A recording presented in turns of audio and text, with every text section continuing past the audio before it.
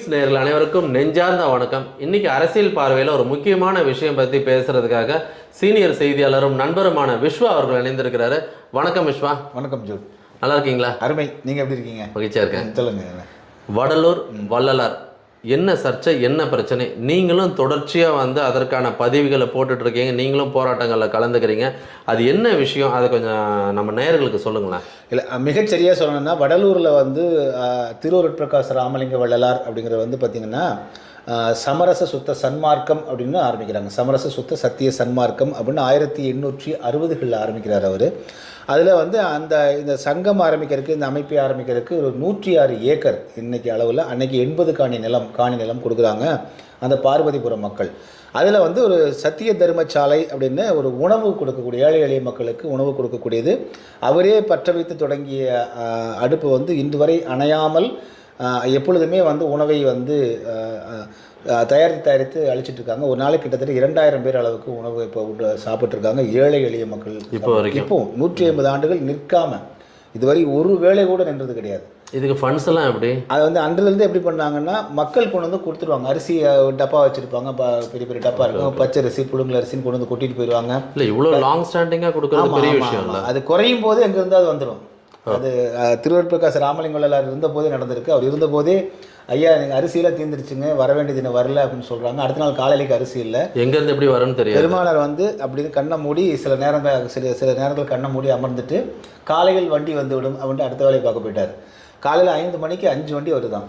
வந்து பெருமானார் நைட்டு வந்து என்கிட்ட சொன்னாருங்க, அதனால கொண்டு வந்தேன் அப்படின்ட்டு இருக்காங்க. ஸோ இது மாதிரிலாம் நடந்திருக்கு. அதனால் ரெண்டாவது வந்து இப்போவுமே அங்கே இருக்கக்கூடிய தொழிலதிபர்கள் வந்து எல்லாருமே வந்து பார்த்திங்கன்னா சாதி மதம் எல்லாம் கடந்து கொண்டு வந்து கொட்டுவாங்க. நீங்கள் ஒவ்வொரு தைப்பூசத்தனைக்கும் வந்து பார்த்திங்கன்னா ஒரு இஸ்லாமியருக்கு வந்து லாரியில் கொண்டு வந்து கொட்டுவார் இதெல்லாம் காய்கறிலாம். ஏன்னா அந்த இடம் வந்து சாதி மதம் அற்றது அப்படிங்கிறது எல்லாருக்கும் பிடிக்கும். எல்லாருக்குமான இடமா தான் வச்சுருக்காரு அவர். அங்கே நீங்கள் வந்து எந்த ஒரு தனிப்பட்ட மத அடையாளமே இருக்காது. எல்லா மதத்துக்காரர்களும் உள்ளே வரக்கூடிய அளவுக்கு தான் அந்த சத்தியஞான சபையை கட்டி வச்சுருக்காரு. ஒளி வழிபாடு அங்கே வந்து ஜோதி தான் அங்கே இறைவன். நீங்கள் வந்து மற்ற உருவமெல்லாம் வேண்டியதில்லை, ஜோதி வழிபாடு தான் பண்ணணும் அப்படிங்கிறது. இதில் என்ன ஒரே ஒரு கண்டிஷன் வச்சுருக்காருன்னா, சத்திய தர்மசாலை சாப்பாடு சாலையில் எல்லோரும் போய் சாப்பிட்லாம். அதை வந்து நீங்கள் நான்வெஜ் சாப்பிட்டா கூட நீங்கள் போய் அங்கே சாப்பிட்லாம். ஆனால் ஞான சபைக்குள்ளே வரும்போது யாராக இருந்தாலும் நான்வெஜ் சாப்பிடக்கூடாது. அதெல்லாம் மேலேயே போட்டு கொலை புலால் தவிர்த்தவர்கள் உள்ளே வரவுன்னு போட்டிருக்காரு. ஈவே ராமசாமி பெரியார் போகிறாரு, நெய்வேலிக்கு போனவரை பக்கத்தில் சத்தியஞான சபை இருக்குன்னு ஐயா கூட்டிகிட்டு போகிறாங்க. இவர் போய் பார்த்துட்டு மேலே கொலை புலால் தவிர்த்ததை பார்த்த உடனே வெளியே வந்துட்டார், உள்ளே போகலை. ஐயா உள்ளே போகணும்னு சொல்லும்போது சொல்கிறாரு, என் தலைவன் கட்டளைக்கு மீறி நான் உள்ளே போக மாட்டேன். தலைவன்னு ஈவே ராமசாமி பெரியார் சொல்லியிருக்காரு. சொன்னது வந்து திருவருட்பிரகாச ராமலிங்க வள்ளலார் தான் சொல்கிறாரு. அவருடைய 6ஆம் திருமுறை பாடல்களை வெளியிட்டு குடியரசு பதிப்பிலே வெளியிட்டார் அவர். அதை வந்து அந்த உருவ வழிபாடு இல்லாத அந்த தன்மைகளெல்லாம் வந்து வெளியிட்டார் அவர். அந்தளவுக்கு மதிப்புமிக்க ஒரு இடமா இருந்தது. அவரே அந்த மாதிரி அதுக்கு என்னென்ன எதுக்காக சொல்கிறாருன்னா, நீ பசியாறும் போது நீ வந்து புலால் ஒன்று இருந்தால் கூட அதை பற்றி பிரச்சனை. வந்து பசிங்கிறது ஒரு மனிதனுக்கு உயிர் காக்கக்கூடிய ஒன்று. அதனால் அந்த கண்டிஷன் இல்லை. பட் ஞான சபைக்குள்ளே வரும்போது விட்டுருங்க. ஏனென்றால் கொலை, நீங்கள் ஒரு இன்னொரு காணொலியில் கூட கேட்டீங்க, மனிதனுக்கு ஏன் துன்பம் வருதுன்னு. இந்த கொலை புலால் காரணமாக தான் மனிதன் திரும்ப பிறந்து இறக்க வேண்டியதாக இருக்குது, துன்பங்களை அனுபவிக்கிறான். அதனால் அது வந்து செய்யாதீங்க அப்படின்னு உடனே கேள்வி வரும். அப்போ தாவரங்கள் திங்கிறமே அது உடனே எங்களை பல பேர் கேட்பாங்க, இது சொன்ன உடனே தாவரங்கள் திங்கிறமே அது இல்லையானா, இதில் ஓர் உயிர், 2 உயிர், 3 உயிர், 4 உயிர்னு இருக்குது. நீங்கள் ஒரு தாவரத்தை நீங்கள் வந்து பிடுங்கி போட்டால் கூட அது துடிக்காது. ஆனால் நீங்கள் வந்து மற்ற 4 உயிர் 5 உயிரில் இருக்கக்கூடிய உயிர்கள்லாம் நீங்கள் வந்து வெட்டினீங்கன்னா அது துள்ளும். ஸோ அது வந்து அதனால் அதுக்கு அந்த உயிர்கள் வேறுபாடு இருக்கிற காரணத்தினால தான். ஒரு நிமிஷம் இப்போ பாஸ் பண்ணு சொல்லுங்கள். ஸோ அங்கே வந்து அந்த உணவு தரக்கூடிய தர்மசாலைக்குள்ளே மட்டும் யாரும் நான் வெஜிடேரியன் சாப்பிட்டா கூட போய் சாப்பிட்லாம். ஞான சபைக்குள்ளே வரும்போது மட்டும் அந்த கொலை புலால் தவிர்த்தவர்கள் வரணும்னு சொல்கிறாரு. அது காரணமாக சொல்கிறது ஜீவ கருணை அப்படிங்கிற உயிர் கருணையோட மனிதன் வரணும். பெரியாரே அவரை தலைவன் சொல்லியிருக்காரு. ஆமாம், தலைவன் கட்டளை மீறி நான் உள்ளே போக மாட்டேன்னு வந்துட்டார் அவர். ஸோ அப்படி ஒரு உயிர் கருணையை வந்து வலியுறுத்துறாரு அவர். எல்லா உயிர்களும் இன்புற்று வாழ்க அப்படிங்கிறது தான் ராமலிங்கம். இப்போ என்ன பிரச்சனை, என்ன? ஸோ இப்போ அப்படிப்பட்ட இடத்துல என்ன ஆகுதுன்னா, அங்கே வந்து பார்த்திங்கன்னா சுற்றியும் 71 ஏக்கரில் எல்லாம் காலி இடமாக தான் இருக்குது.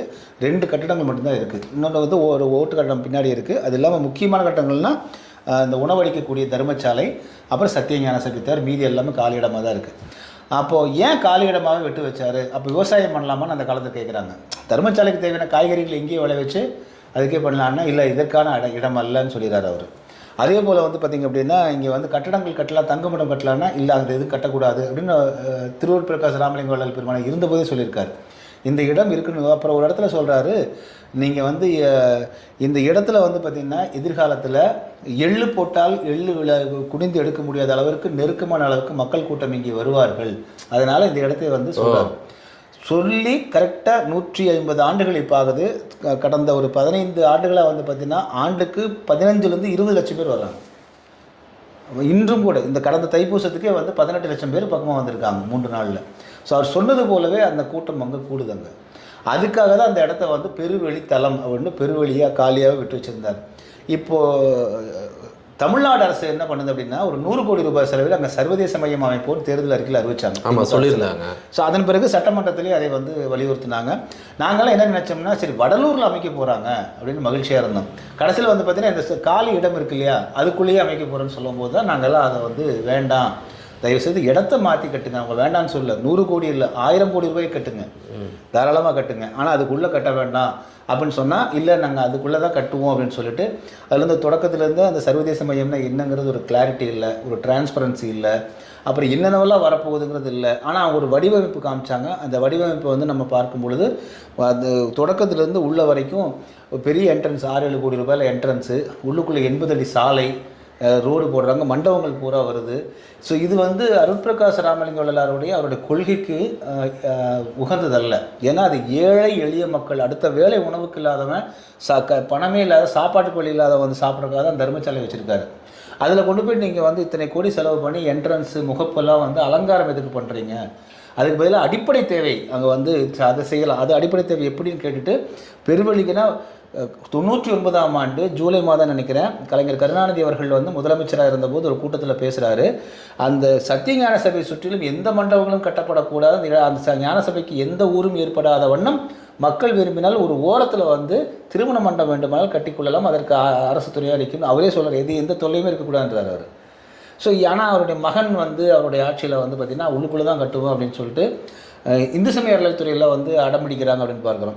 இதுதான் வேண்டான்னு சொல்லி தொடர்ந்து வந்து பார்த்திங்கன்னா அங்கே எதிர்த்து வந்து போராட்டங்கள், ஆர்ப்பாட்டங்கள், உண்ணாவிரதங்கள் அப்படி நடந்து பாமக வந்து ஆர்ப்பாட்டம் பண்ணாங்க. தெய்வத்தமிழ் பேரவை வந்து ஆர்ப்பாட்டம் பண்ணியிருக்காங்க, பாஜக ஆர்ப்பாட்டம் பண்ணியிருக்காங்க. அப்புறம் எதிர்க்கட்சி தலைவர் எடப்பாடி பழனிசாமி 2 முறை அறிக்கை விட்டார். அம்மா மக்கள் முன்னேற்ற கழகத்தை சேர்ந்த டிடி வித்யநகரன் ஐயா ஒரு 2-3 முறை அறிக்கை விட்டாங்க. நாம் தமிழர் கட்சி தலைமையர் சீமான் வந்து 3-4 அறிக்கை விட்டதோட எல்லா போராட்டங்களையும் அவருடைய தொண்டர்கள் கலந்துக்க வச்சார். அப்புறம் பழனிடமாறன் ஐயா, குறிப்பாக பாமகவினுடைய பெரிய ஐயா ராமதாஸ் ஐயா, அன்புமணி ராமதாஸ் ஐயா அவர்கள் எல்லாம் வந்து பார்த்திங்கன்னா தொடர்ந்து வந்து குரல் கொடுத்துட்ருக்காங்க. அப்போயே அவர் வந்து மிகப்பெரிய அறிக்கையில் சொன்னார், இந்த இடத்தை சுருக்கி அந்த மக்களை வரவிடாமல் பண்ணுறதுக்காக பண்ணுறாங்களோ அப்படின்னு ராமதாஸ் ஐயா வந்து குரல் எழுப்பியிருந்தாங்க. ஸோ இப்போ வந்து நீதிமன்றத்தில் வழக்கு 2 மனு வந்து நீதிமன்றத்தில் இருக்குது, உள்ளுக்குள்ளே கட்டக்கூடாது அப்படின்னு சொல்லிட்டு இப்போ விசாரணை வர 10 ஏற்கனவே போய் 10ஆம் தேதி விசாரணை வருது. இந்த அளவுக்கு இருக்கும்போது நேற்று அங்கே போய் தொடர்ந்து வந்து உள்ளுக்குள்ளே கட்ட வேண்டாம், வெளியில் கட்டுங்கன்னு ஆர்ப்பாட்டம் பண்ணுறதுக்காக நாம் தமிழர் கட்சியும் தெய்வத்தமிழ் பேரவை அதே போல் தமிழ் தேசிய பேரியக்கம்லாம் அறிவிச்சிருந்தாங்க. பே மணியரசன் ஐயா சீமான் இணைஞ்சு போகிற மாதிரி இருந்துச்சு. அது போகாமல் வந்து காவல்துறை வந்து அரசு என்ன சொல்லிச்சுன்னா, அவங்க வீட்டை விட்டு வெளியில் வர முடியாத மாதிரி, நிர்வாகிகள் பூரா வீட்டை விட்டு வெளியே வர முடியாத மாதிரி தடுத்துட்டாங்க. அதனால் அவங்க ஒத்தி வச்சுட்டாங்க, நீதிமன்ற அனுமதி பெற்று நாங்கள் பண்ணுறோன்னு ஒத்தி வச்சுட்டாங்க. ஸோ அங்கே தான் போகுது. இதில் உங்களோட கோரிக்கை என்னப்போ?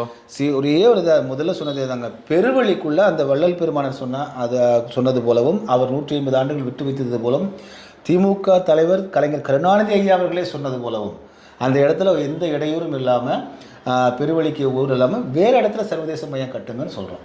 அதுதான் மட்டும்தான், வேறு எதுவும் சொல்ல. இந்த ஒரே கோரிக்கை தான். கட்ட வேண்டாம்லாம் சொல்ல, தாராளமாக கட்டுங்க, 1000 கோடி கூட கட்டுங்க, அதற்குள்ளே சிதைக்காதீங்க அப்படின்னா. ஆனால் அதுக்குள்ளே வந்து அஸ்திவாரம்லாம் தோண்டி போட்டு அதை வந்து அப்படியே கொத்துக்கறி போட்டு வச்சுருக்காங்க அந்த இடத்த. ஸோ இது பார்க்கக்கூடிய எல்லா சன்மார்களுக்கும் ஒரு தங்கள் உடம்புல காயப்படுத்தினா எப்படி இருக்குமோ அந்த உணர்வு ஏற்பட்டுருக்கு. அதுதான் இப்படி வேதனை உச்சகட்டத்தில் அந்த 106 ஏக்கர் தானமாக கொடுத்தாங்களே பார்வதிபுரம் கிராம மக்கள், அவருடைய வாரிசுகள்லாம் வந்து அன்றைக்கு குழிக்குள்ளே படுத்துட்டாங்க. எங்களுக்கு வந்து நீங்கள் மண்ணை போட்டு மூடிட்டு இதுக்கு மேலே சர்வதேச மையம் கட்டுங்க அப்படின்ட்டு. ஸோ அந்தளவுக்கு அவங்க போராட்டத்தில் இறங்கியிருக்காங்க. எமோஷ்னலாக அட்டாச். ஆமாம், ஏன்னா அப்படிப்பட்ட இடம் அது. அவங்க என்ன சொல்கிறாங்கன்னா, எங்கள் முன்னோர்கள் வந்து கொடுத்தது வந்து இந்த மக்கள் வருவதற்காகவும் இங்கே வந்து தர்மசாலை உணவு உண்டு சத்தியஞான சபையில் அருள் பெற்று அவங்க வந்து அடுத்த நிலைக்கு போகணுங்கிறதுக்காக தான் இந்த இடத்த அவ்வளோ பெரிய பர்பஸு கொடுத்துருக்கோம். அங்கே நீங்கள் போய் கமர்ஷியல் பில்டிங் மாதிரி போட்டுட்டு நீங்கள் வந்து டோக்கன் சிஸ்டம் போடுறது, அப்புறம் நீங்கள் இன்டர்நேஷனல் சென்டர் கொண்டு வர கமர்ஷியலாக மாற்றணும் ஸ்டடி. ஆமாம், அது ஒரு ஸ்டடி சென்டராக நீங்கள் பண்ணணும்னா வேறு இடத்துல பண்ணிக்கலாம். அங்கேயே பண்ணுறீங்க, அது ஸ்டடி சென்டருக்கானதில் உள்ளுக்குள்ளேயே என்ன ப்ராப்ளம்னா உள்ளுக்குள்ளேயே தங்கும் விடுதி கொண்டு வர்றாங்க. திருவள்ளூர் பிரகாஷ் ராமலிங்க வள்ளலார் 106 ஏக்கர் நிலத்தை வாங்கி சத்தியஞான சபையை கட்டி அவ்வளோ பெரிய பில்டிங் கட்டியிருக்காரு. அவர் தனக்குன்னு ஒரு குடிசை கூட கட்டலைங்க. அவர் அந்த தர்மசாலையில் சாப்பாடு போடுறாங்கல்ல, அங்கே தான் 4 வருஷம் தங்கியிருந்தாங்க அவர். அதன் பிறகு பக்கத்தில் மேட்டுக்குப்புன்னு ஒரு கிராமத்தில் ஊர் மக்கள் வந்து ஒரு குடிசை வீடு வச்சுருந்தாங்க. அது யாரோ வந்தாங்கன்னா தங்கிக்கிறதுக்கு, அதில் போய் தங்கியிருந்தார் அவர். தனக்குன்னு ஒரு இடம் கூட இல்லை அவருக்கு. 2 லாங் கிளாத் துணி இருக்கும், ஒரு மரக்கட்டை செருப்பு இருக்கும், அவ்வளோதான் அவருடைய சொத்து கடைசி வரைக்கும். ஸோ அப்படி அவரே தனக்காக பண்ணாப்போ அங்கே போய் கெஸ்ட் ஹவுஸ் கட்டுறேன்றாங்க இன்டர்நேஷ்னல் வரக்கூடிய விவிஐபிஸ்க்கு. ஸோ அதை அப்புறம் வந்து ஹால் அங்கே கட்டுறேன்றாங்க, மண்டபங்கள் கட்டுறேன், தியான மண்டபங்கள் கட்டுறேன். அப்புறம் இப்போ நாங்கள் ரொம்ப நெருக்கி கட்டங்காட்டி நாங்கள் கிளைச்சாலைன்னு வள்ளலார் சொன்னதெல்லாம் கட்டுறேன்றாங்களே, அதெல்லாம் சொல்லலை. ஸோ அது நம்ம இன்னொரு இதில் பேசுவோம் நம்ம. ஸோ நம்ம குறிப்பாக நம்ம ஏன்னா இந்த ப்ளூ பிக்ஸ் ஊடகத்தை காவல்துறை உயர் அதிகாரிகள்லாம் பார்க்குறாங்க. குறிப்பாக நீங்கள் வந்து என்னுடைய வருத்தம் என்னென்னா, நம்மளாம் ஃபீல்டில் இருந்த காலத்தில் வந்து இது போன்ற எந்த பிரச்சனை இருந்தாலும் ஐஎஸ் இன்டெலிஜென்ஸ் செக்ஷனுடைய அவங்க ரிப்போர்ட்டை வந்து சரியாக போயிருந்து முதலமைச்சருக்கு போயிருந்ததுன்னா உடனடியாக அவங்க நடவடிக்கை எடுப்பாங்க. ஆனால் இதில் வந்து இவ்வளவு தொலைவுக்கு இவ்வளோ போராட்டங்கள், ஆர்ப்பாட்டங்கள், அடக்குமுறை, ஒடுக்குமுறை, இதில் காவல்துறைக்கும் கெட்ட பேர் தானே வருது. இதில் என்ன காரணம்னா இது வேண்டான்னு சொல்கிறவங்களும் சன்மார்க்கர்கள் தான். உண்மையான கள நிலவரம் வந்து ஐஏஎஸ் ரிப்போர்ட் வந்து மேலிடத்துக்கு அனுப்பலன்னு சொல்கிறீங்க. அனுப்புனாங்களா அனுப்பலையா போகலையான்னு தெரியல. மொத்தத்தில் அங்கே இருக்குது நினச்சிருந்தா காவல்துறை அதிகாரிகள் குறிப்பாக ஒரு கேப் இருக்குது, மிகப்பெரிய கேப் இருக்கிறதா பார்க்குறோம். இந்த அளவுக்கு வந்து பூதாகரமாகிற வரைக்கும் என்ன காரணம்னா, எதுக்காக இந்த ஐயம் வருதுன்னா, சேகர்பாபு அமைச்சர் ஐயா என்ன சொல்கிறாங்கன்னா, யாரோ 2 கட்சிக்காரங்க தாங்க எதிர்க்கிறாங்கன்றாரு. ஆனால் அது வந்து ஒட்டுமொத்தமான எதிர்ப்பு இருக்குது அப்படிங்கிறது அவருக்கே தெரியலையோ அப்படிங்கிறது, அதனால தான் எனக்கு டவுட் இருக்குது. ஸோ அப்போ முழுமையாக ரிப்போர்ட் போச்சா இல்லைங்கிறது இருக்குது. ஏன்னா அதுக்காக தான் நம்ம வந்து ஒரு கோரிக்கையாக கூட காவல்துறை அதிகாரிகள் உயர் அதிகாரிகளுக்கு அந்த நேரத்தில் வச்சிடறோம். யாரும் வேண்டான்னு சொல்ல, தயவுசெய்து கட்டுங்க, ஆனால் அதுக்கு உள்ளே வேண்டாம். இது எப்படின்னா சிம்பிளாக சொல்கிறேங்க, ஒரு பள்ளிக்கூடத்தினுடைய மெக்கா இருக்குது, மெக்காவில் வந்து பார்த்திங்கன்னா காபா இருக்குது, அதை சுற்றிலும் வந்து இங்கே கட்டுமானம் கட்டுனா எப்படி இருக்கும், அதுதான் அது மாதிரி இங்கே செய்ய வேண்டான்றோம். அது வழிபாட்டுக்கான தலமாக தான் அவங்க வச்சுருக்காங்க. உலகத்தில் வந்து நம்ம எத்தனையோ வழிபாட்டு தலங்கள்லாம் இருக்குது, அதுக்கு இடம் காலி இடம் விட்டுருப்பாங்க மக்கள் வந்து கூடி நிற்கிறதுக்கு.